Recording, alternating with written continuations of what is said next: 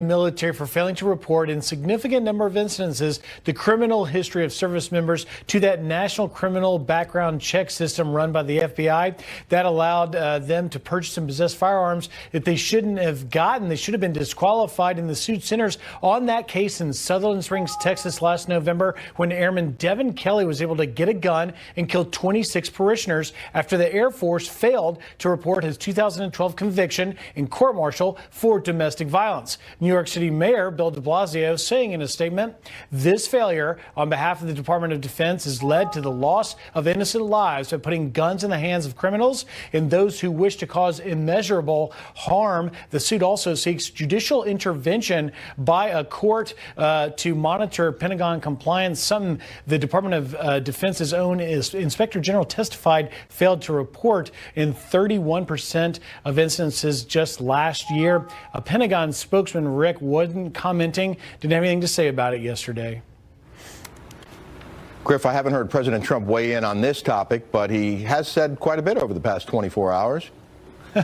Well, he's been somewhat busy on Twitter since arriving the winter White House, first wanting to tackle infrastructure and maybe tweeting that he'll take another crack at health care with bipartisan support, tweeting that the Democrats and Republicans will eventually come together and develop a great new health care plan. Not sure about that. He also continued his attacks on that so-called dossier, assailing the FBI that they cannot, after all this time, verify claims in the dossier of Russia-Trump collusion, FBI tainted, a sentiment we've heard before. And then finally, most recently, touting the economy, saying business is looking really great next year. It's going to be a good year for companies and jobs, and the stock market is poised for another year of success. But I would point out, Rick, that he has certainly gotten in a lot of golf, perhaps slowing down his Twitter. And as you asked, he's certainly not commenting about this DOD lawsuit.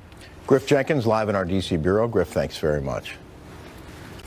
Well, Democrats are confident that they will have an advantage in the 2018 midterms, but Republicans believe voters will actually reward them for this past year's record of achievement. We are delivering on promises that we made. We have an accomplishment column that is very large, and the Democrats have nothing to run on. They've done nothing this year, and I just don't think that's going to resonate in 2018. Alex Giangitano is a reporter for Roll Call, and I appreciate you coming on because I want to talk about what you recently wrote in your column about those closest to Trump, and you say that they are actually bracing for a possible bloodbath in the 2018 midterms? Right, yeah. I mean, bloodbath might be a harsh word, but I do think that they're going to have some difficulty keeping the House in 2018, especially what we saw in Alabama. I think with a total right-wing person coming in to try and replace or try and fill a Republican seat, we're going to see Democrats being successful in that.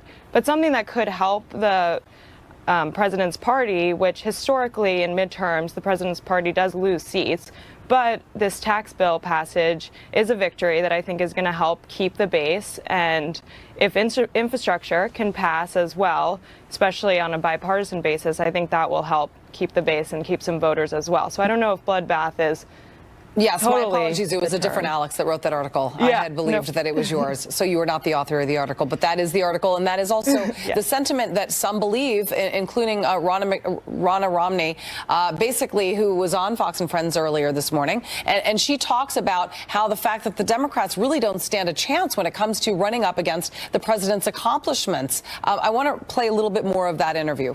Play that. The base of our party is so pleased with the president right now. This year of accomplishments, this year in review, you look at the judicial appointments, you look at what he's done for veterans. Our military is getting a pay raise for the first time. Our country is safer. Our economy is doing better. Jobs are coming back. Wages are going up. I just can't imagine anyone running against a record like this. Now, my question is the liberal media writing off Republicans? I think to an extent, yeah. A lot of media outlets are keeping with the wave of, well, he's a Republican in the White House, and that's going to make Republicans lose seat in this first midterm. So I think it is being right off right now. I'm not sure if they continue with the momentum that they have right now in terms of what happened with the tax bill, they could be able to hold some seats. Another point that might help them, like I mentioned, infrastructure, is combating sexual harassment on Capitol Hill and passing a bipartisan bill to take care of those issues. I think that could look great for Republicans. Okay. Another thing that the Republicans need to work on, and we saw this in Alabama, are female voters. And the Republican Party's overall, I suppose, collapse with female voters. What does the Republican Party do to sort of resurrect that base before the 2018 midterms? I think taking on women issues and mainly having women run for these seats. I think women Republicans are going to be a really important thing to get Republicans to save seats. There are a lot of groups and campaign action or political action committees right now putting their money into female Republicans running. And one of my colleagues wrote that Republican donors, money coming into federal campaigns from females, has skyrocketed by like 200%. And so I think getting women politically engaged from the Republican side, because we've seen on the Democratic side women are politically engaged, I think will really help with getting women voters to come out in mass quantities. All right. I also want to give credit to the author Alex Eisenstadt. He was the author of the article I was referring to regarding the bloodbath in 2018. That article can be read on Politico. But Alex, thank you very much for talking to us. Thank you. The Treasury Department imposing new sanctions on two key leaders of North Korea's weapons program as the rogue nation pushes and rushes to develop long-range ballistic missiles able to carry nuclear warheads. Lucas Tomlinson is live at the Pentagon with a look at the gains made by North Korea over the past year and the U.S. response. Lucas. Rick, 2017 was a record-setting year for North Korea. In his New Year's Day message earlier this year, President Kim Jong-un predicted that his country was in the final stages of testing an intercontinental ballistic missile. And that prediction became a reality on July 4th when North Korea conducted its first long-range missile test, drawing this warning from the president's national security advisor about the possibility of going to war. I think it's increasing every day, which means that we're in a race, really. We're in a race to be able to solve this problem. He's getting closer and closer, and there's not much time left. North Korea's ICBM test last month flew 2,800 miles into space, its longest and highest test to date. North Korea has conducted 3 ICBM tests this year, which experts say could hit the United States if the rogue communist regime masters re-entry technology for its warheads. So far, the intelligence community says North Korea has not successfully had a test warhead survive the intense pressures from the Earth's atmosphere coming back to Earth from space. Now, Kim Jong-un delivers his next New Year's Day message Monday. All eyes will be on his predictions, which so far have come true, Rick. Well, those missiles definitely got the attention of the U.S. What else did North Korea accomplish this year? Well, Rick, in addition to conducting over 20 missile tests this year, North Korea conducted its largest nuclear weapons detonation to date, a blast 17 times larger than the atomic bomb the United States dropped on Japan to end World War II. Now, that's not the only threat from North Korea, according to experts. We've spent really, months and years talking about North Korea's nuclear weapons, but we don't talk that much about North Korea's other weapons of mass destruction. We have to remember the North Koreans have potentially as much as 5,000 tons of weapons. We're pretty sure they have a biological weapons program. Earlier this year, the North Korean leader killed his older half-brother using a chemical weapon, snubbing out the competition. Rick? Some sobering stuff from Lucas Tomlinson at the Pentagon. Thank you very much. So millions of Americans bundling up, dealing with heavy snow and bone-chilling cold. We are live in one big city where temperatures are in the single digits. Plus, a family loses their home after one of their Christmas gifts explodes. And it's not the first time we're seeing this. Plus, President Trump looking to garner bipartisan support in his 2018 agenda as he works to gain support on his massive tax overhaul. I don't think we're going to have to do much selling. I think the corporations that are giving billions and billions of dollars away to their workers, and many more are coming. Did you know that silver is considered one of the world's most useful commodities, second only? Is there any chance that they can get Democrats on board? I would hope so. But as we experienced in the tax reform, a lot of the things we were doing were discussions that have been going on, Republican, Democrat, for a decade.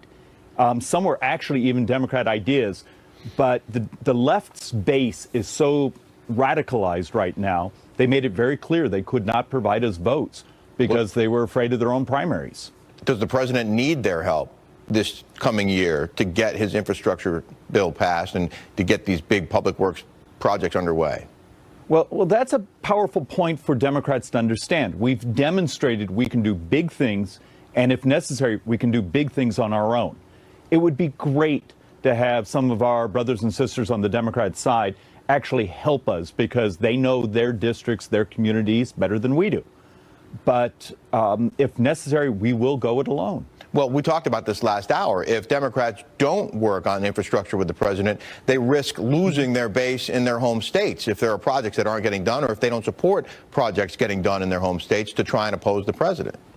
Yeah, you would hope so. But the reality of it is my fear is much of today's politics is actually not about policy or what's good for society. Think about this. The tax reform bill is great for workers and the ability to save, and you actually see the data in unemployment and so many good things happening in the economy, yet the left absolutely attacks it. So how do you come and say we now need to do infrastructure, which is going to be hard because it's going to have bonds and debt mechanics and a lot of complicated portions? It would be the type of thing you should do bipartisan. What about those attacks on the tax bill, Congressman? Unfair? You think it actually will help the people in Arizona and across the country? Oh, yeah. Particularly Arizona is in the sweet spot for the tax reform bill. But the data is the data, and you don't get to sort of make up facts. And then, you know, look, I understand so many of my friends, even people who truly are my friends on the Democrat side, make it very clear that their base is so radicalized right now. They're terrified of Republicans and this president having a victory. Instead of saying, this isn't about the president, it's not about Republicans, it's about the country. What is good for the country?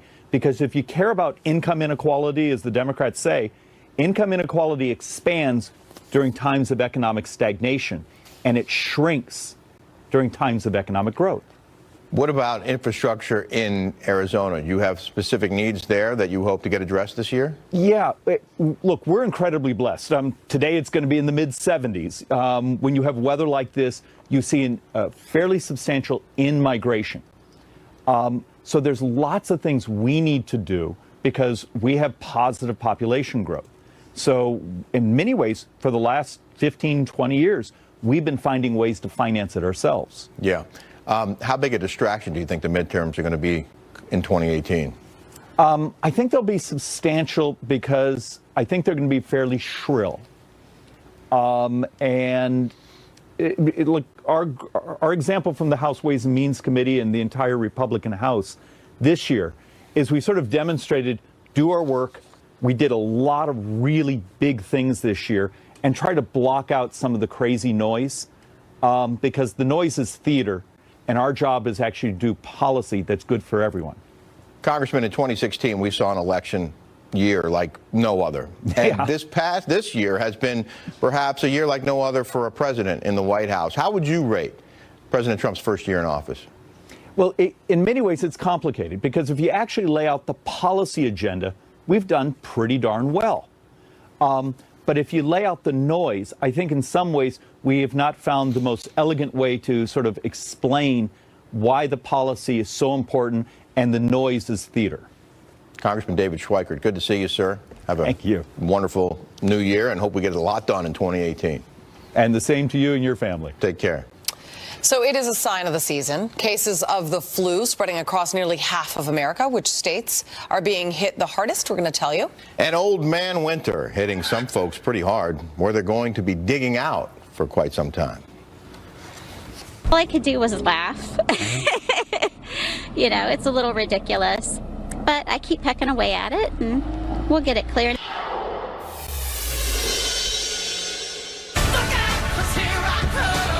Celebrate the holidays with a musical event. Has widespread flu activity. California, Texas, and in the Great Lakes region hit hard. CDC experts say it's not too late to get your shot. They also suggest taking antiviral drugs if you catch it. But don't catch it. Yeah, try. So Americans are feeling the freeze this morning. People in Erie, Pennsylvania are trying to dig out after more than 4 feet of snow fell over just the past 2 days. And temperatures in many states up north dipping below 0 degrees, including Chicago. And the wind is making it a whole lot worse. And that is where we find Joni Lum from our affiliate WFLD. And I sympathize for you. How cold is it there? My face is frozen. The smile is frozen on my face. It's warmed up all the way to -1 here in Chicago, but it feels like -15. It's a cold that you can not only feel on your exposed skin, but also in your lungs. Your body's moving slower. It's trying to work harder to keep you going. The machines are moving a little slower too. We are monitoring the commute here in Chicago. AAA reports a 192% increase in assistance calls over the past 2 days. That's cars with dead batteries, flat tires, people who are locked out of their cars after they're trying to warm them up. On the tollways, state troopers have been responding to spinouts and crashes. It hasn't snowed here since the weekend, but there's enough ice on the roads, ramps and bridges to create slippery conditions, unexpected conditions. People who are walking in the commute are having a tough time. They just have to keep moving and wearing all those layers. The Chicago Fire Department also busy today. They've been battling house fires for the past couple of days. They haven't said whether all those house fires are weather related, but when it gets brutally cold like this, we do have a lot more house fires here in Chicago. The fire department having to battle the conditions as well as the fires and to keep people safe. Some of them are related to space heaters and fireplaces. Getting water on the fire, also a difficult problem. Here at the Oasis, the commuter Oasis, we're seeing people who are running in, getting some warm fluids and then running back out, trying to stay warm. Everybody back in the grind now. They've had a couple of days off, but they're wearing all that stuff they got for Christmas so they can go back to work and face that as well. We have had some problems with the ice on the roads and some pileups on the roads. That's why we're here at the Oasis. It is cold here in Chicago as it is across the country. Live in Chicago, I'm Joni Lum reporting. Back to you, Julie. Joni, thank you. And I sympathize. I really do. I've been there. That is not fun. Cold in Chicago? Who knew? Yeah, -1 with the wind chill. I actually probably feels reported, like -20. I was reported in Chicago. I was there 24 years ago, 1993, the winter, covered a house fire. It was 50 below, 50 below with the wind chill. Oh, my God. What time? About this time of year? Horrible. Awful, yeah. Cameras were freezing. Yeah. You can't even take an iPhone. Those were the days. Yeah, you can't take an iPhone in that weather. No. It freezes up on you. Well, the Pentagon is pounding ISIS, driving the terror group from most of the territory they once held. What's behind this dramatic progress? Plus, a look back at a very rough year for millions caught in the destructive path of Mother Nature.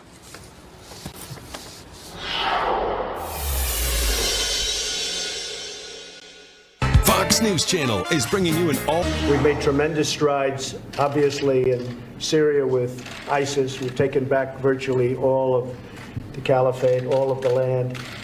Same thing in Iraq, and we're making tremendous strides. It's sort of the unwritten story right now. ISIS on the ropes. U.S.-backed forces driving the terror group from key strongholds in Iraq and Syria over the past year. The Pentagon reporting ISIS has lost 98% of the territory it once held, most of it since President Trump took office. But the battle is not over yet.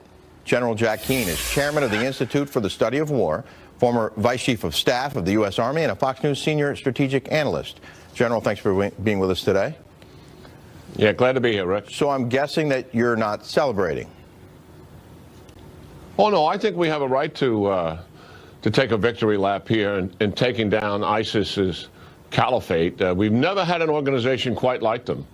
They moved into Syria because of the stalemated civil war in 2012 with several hundred Iraqi fighters. 18 months later, largely using the internet to recruit on with some very sophisticated messaging, they grew to 30,000 strong and invaded Iraq in January of 2014. And the world certainly took notice of what was happening to us. Yeah. And as a result of that, the Obama administration, despite their claims that this was a top priority, never fired a shot in anger against ISIS, even though the Iraqi government was asking for help for 9 months. That's how long it took. And it took 15 months before we ever went after their oil fields, which is their source of financial strength. That was a strategic blunder that we didn't crush ISIS early on. The Trump team came in, looked at what they had, and really committed themselves to destroy this caliphate as soon as possible. And they enjoy the success of that for sure, because they stopped micromanaging the war that Obama was doing. They put additional resources on it, special operation forces, a massive amount of air power, Apache helicopters, artillery, and they let the commanders make the decisions about the war, not guys in the White House. Right. That brought this thing to a halt. They trusted the boots on the ground. Does ISIS lose luster because they don't own real estate anymore? Oh, yeah, absolutely. I mean, this became an incredible organization. They developed an iconic brand. They were able to expand into 30 countries. They inspired, supported, or directed 40 attacks against NATO countries alone. This is what they've been up to in the last 3 years. So now they don't have the territorial identification. To be sure, their leaders are in hiding, literally trying to survive. And this is important, Rick, we have finally had some success against their internet messaging, and that's because of the National Security Agency and the Special Operations Command have combined together. And recently, we began to take down their messaging and their communication, some of which was very sophisticated, and we've been struggling with it for a couple of years. This is their virtual caliphate, and it's crucial that we shut that thing down. General, you mentioned that they started small and expanded to some 30,000, and then U.S. forces and coalition fighters were able to cut them down for the most part. But there's still some, I saw a figure of a few thousand left that have dispersed. How much do those numbers matter? Can they build those numbers back up again? It's unlikely. I mean, these are the numbers that are still in Syria and Iraq, and they've returned to what they were before they were able to establish the caliphate, and that is a terrorist organization operating in the shadows. That's what they were doing in and around Baghdad. Not a threat to the regime, but nonetheless killing innocent people on an infrequent basis. That's what they will do now. But however, they have organizations around the world, and they still are able to motivate and inspire people to kill their own citizens, as we are painfully aware of in New York City over the last 14 months. And that certainly has occurred in Europe on multiple occasions.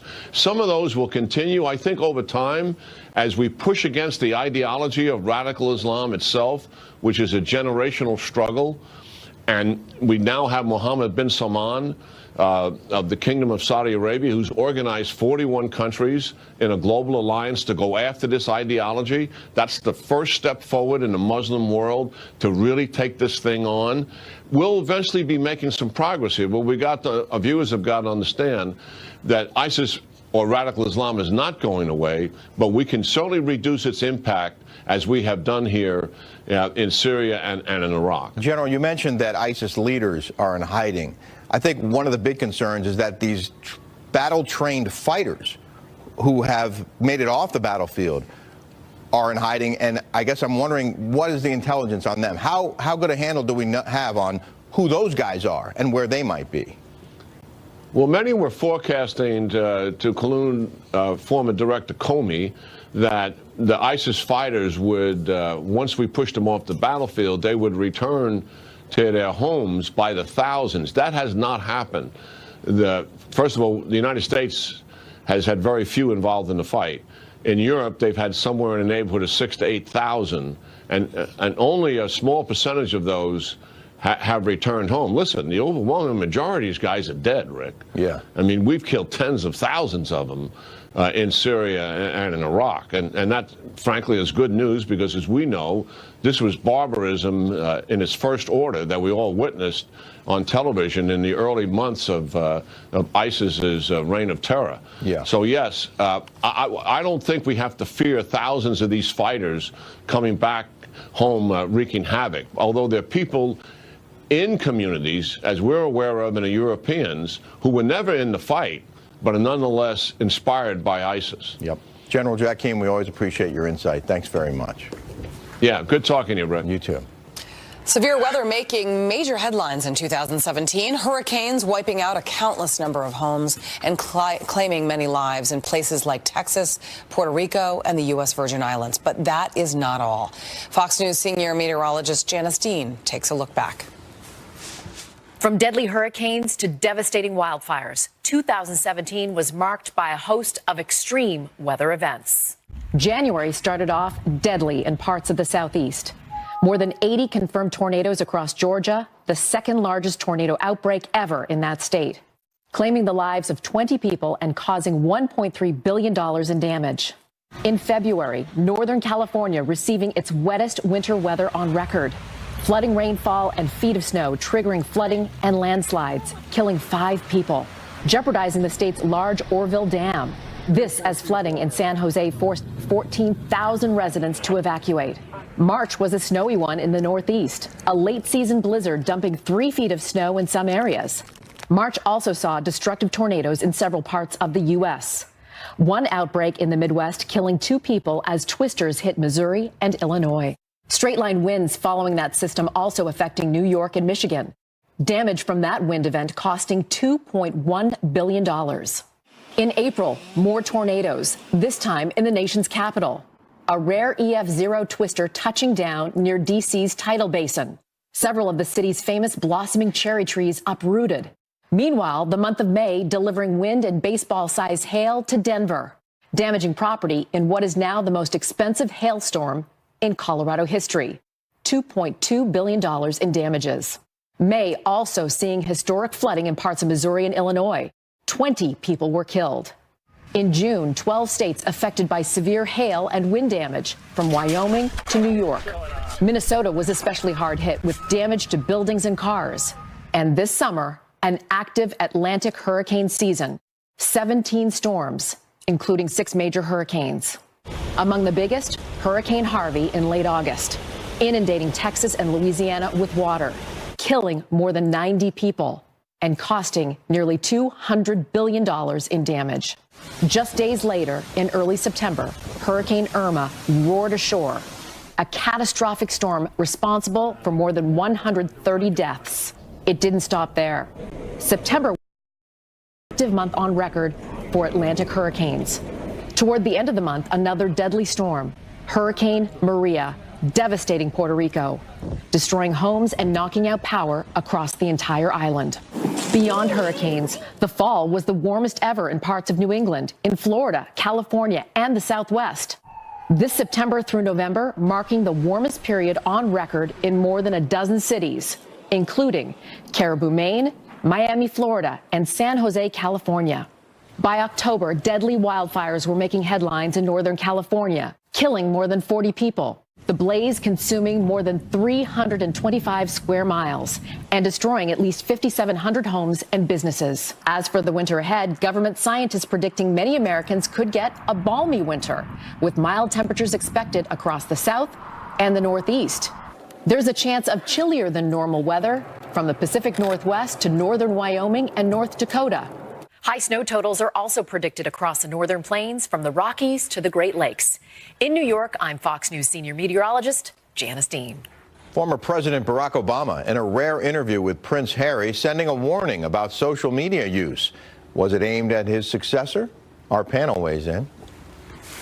People can have entirely different realities. They can be just cocooned in information that reinforces their current biases. The truth is that on the internet, everything is simplified. And when you meet people face to face, it turns out they're complicated. If you just sign that first. Since leaving office, sat down for a radio broadcast with Britain's Prince Harry, opening up about the day he left the White House and issuing a warning about the use of social media by people in leadership roles. But he did not directly mention his successor. Take a listen. The question, I think, really has to do with how do we harness this technology in a way that allows a multiplicity of voices, allows a diversity of views, but doesn't lead to a balkanization of our society, but rather continues to promote ways of finding common ground. Very diplomatic. Let's bring in our panel. Leslie Marshall is a syndicated radio host and Fox News contributor. Lawrence Jones is a radio host for Blaze TV and a conservative commentator. Thank you both. So the Prince's program basically focuses on issues such as the armed forces, mental health, youth crime, climate change. Somehow, though, social media comes up, and President Obama obviously made a direct, clear criticism of President Trump because, as you know, he loves Twitter. Let me ask you first, Leslie, was that a direct jab at the president? And if so, why not just name him if he's going to criticize him? Mm-hmm. Well, I don't think it was a direct jab. I think it was, if we want to look at leaders, the leader of North Korea likes to tweet. We have leaders throughout the world. Barack Obama, when he was president, had and still has a very different style than Donald Trump and a lot of these leaders. And I think what he said, quite frankly, was right on. It wasn't a jab. It was his opinion. I don't think it really has strayed from what his opinion was months ago. Go ahead, Lawrence. I mean, he talked about harnessing social media. You can't harness social media. This is a place of free thought. Whether you agree with or disagree with what the president says, he has been able to get directly to the American people. I think, Julia, a lot of these people that are former politicians or current politicians have a real problem with what Donald Trump is doing because they are so fake. A lot of them do a lot of things behind closed doors. I've been around a lot of them, and then they pretend to be so astute on social media in front of the public, but that's really not the real them. And so Donald Trump, love him or hate him, he's kind of real. Well, you know, he does, and President Obama also mentions the fact that people on Twitter and people in real life, in person, are two different people, and that if you actually talk to President Obama, or President Trump, rather, in person, you might get a different feel for those who are against his social media practices. But Obama also says, regarding the irresponsible use of social media, he says that it distorts people's understanding of complex issues and spreading misinformation. And I want to play a portion of that segment. Go ahead and play it. All of us in leadership have to find ways in which we can recreate a common space on the internet. Mm-hmm. One of the dangers of the internet is that people can have entirely different realities. They can be just cocooned in information that reinforces their current biases. It's also, by the way, harder to be as obnoxious and cruel in person as people can be anonymously on the internet. So, Leslie, you think he's talking about Kim Jong-un there? I mean, come on. And first of all, he does talk about, you know, how Twitter can reinforce biases. But isn't that why President Trump uses Twitter? He has said this himself, that he uses Twitter to get around the media bias that follows him. Wow, this is really loaded. And when we look at the internet, and I think again we're reading way too much into what President Barack Obama said. But I do agree with them. Look, there's a reason that ISIS uses the internet, and very quickly to. So you think he's talking about ISIS? Everyone but he's uses talking about leaders. He's talking about world leaders. He's not talking about ISIS. No, I don't think he's. I don't agree that he's just talking about world leaders. I think he's talking about how there are dangers on the internet, that there is a lot of misinformation out there. It can be used to divide, but it can also be used to unite. There's no question, although our president, regardless of the reason he wants to use Twitter and social media, a lot of his tweets have been very divisive. I mean, he's attacked not only members of the media, he's not only attacked members of Hollywood, he's also attacked just private citizens when he doesn't agree with them. It's very bombastic. Leslie, and very there's misinformation everywhere. There's misinformation everywhere. It is up to the American voters, the American people, to do their own research. Shouldn't the leader of the free world be a calm in the storm and lead by example rather than jump on that bandwagon? Of course, that's why he's going directly to the American people, because there's been so much misinformation by the press. There's been such a biased press. And so when you have a biased press, when you're a world leader, you got to go directly to the American voter. And that's what Donald Trump is doing. I think that the personal attacks could be left out. I think that many would agree that maybe it's not very presidential to be attacking cable news hosts and celebrities and the like. But that is Donald Trump. I mean, if you've ever met the guy, he says what he thinks and he tweets what he wants to tell people. And at least if he he's can't tell them to honest. their face. At least he's honest Well, you and gotta give him don't that, use people without saying their name, like President Obama just did, being so patronizing. If you're going to target somebody, just go directly to them. Say their name. Don't act like, oh, this is Well, that was Kim sort of the point Jong-un of or somebody else. Yeah, that was where I was going with that. I mean, if you're going to criticize somebody, just come out and say it. You know, if I have a problem with Rick, I tell him, and I enjoy it, actually. You have a problem with me. No, but I'm just saying if I had one. All right, Lawrence and Leslie, thank you both. Appreciate it. Happy New Year. So what you're saying is you don't have a problem? Never. I love you. Oh, well, I love you too. I also love John Scott, who's got a tease coming up for Happening Now. John? Let Julie be Julie, I say. Yeah. We are just a handful of days from the year the Democrats have been waiting for, 2018. House Dems reportedly feeling pretty confident, while President Trump is hoping to get their cooperation on some big-ticket items. So will the Democrats play nice with the White House, or will the partisan bickering continue in the new year? Also reports that the president receiving some blowback for criticism of the FBI from prominent political leaders and from inside the Bureau as well. We'll debate what is behind the president's verbal attacks and what is prompting the responses. Top of the hour. Rick? We'll be watching, John. Meanwhile, the top grossing movies of 2017 as Hollywood struggles to get people into the theaters. More on this. It's here. The Publishers Clearinghouse 5. Even those films weren't enough to reverse the years-long decline in people going to the movies. Claudia Cowan joins me live from outside a theater in Los Angeles, where I understand you're already in line for The Last Jedi. Yeah, I haven't seen it yet, Rick, but I plan to. Actually, the numbers are in, and Hollywood is saying a big hooray for The Last Jedi because it is one of the biggest movies of the year, in a year that saw fewer people actually come out to movie theaters like this one here in Westwood. Early estimates from the studio chiefs say that revenues are down about 2.5% to just over $11 billion, and that attendance is down around 4% to 1.26 billion people. That may sound like a lot, but that's the lowest level since 1995. Blame it on increased competition, bad movies, and in some cases, bad timing.